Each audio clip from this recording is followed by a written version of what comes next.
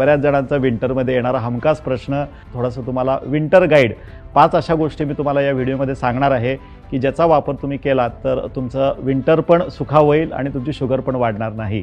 सगळ्यात पहिली गोष्ट, आपल्याला कुठलाही सीझन आला की व्यायामाला आणि ॲक्टिव्हिटीला आपण कुठल्याही पद्धतीत बगल नाही द्यायचे. हिवाळ्यासारखा हेल्दी बनण्याचा बेस्ट सीझन नाही. दुसरी गोष्ट, जे हिवाळ्यामध्ये आपल्याला बऱ्याच वेळेला बॉडी डिहायड्रेटेड होते पण आपल्या लक्षात येत नाही, कारण तेवढ्या पद्धतीने आपल्याला तहान लागत नाही. पाण्याचं प्रमाण कमी होण्याची शक्यता असते. तर इन्शुअर करा की जरी हिवाळा असला तरी दिवसभरामध्ये 3 ते 3.5 लिटर पाणी तुमच्या पोटात जाते.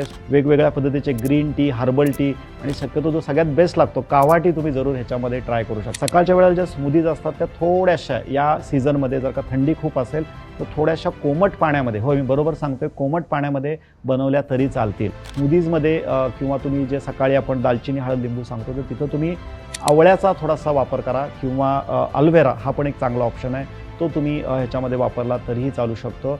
हिवाळ्याच्या दिवसात, विंटरमध्ये ना, सूप हा सगळ्यात बेस्ट ऑप्शन आहे. तर वेगवेगळ्या पद्धतीचे सूप्स तुम्ही एक अपॉर्च्युनिटी म्हणून तुम्ही स्वतःसाठी पण बनवा आणि घरातल्या लोकांना पण तुम्ही देऊ शकता.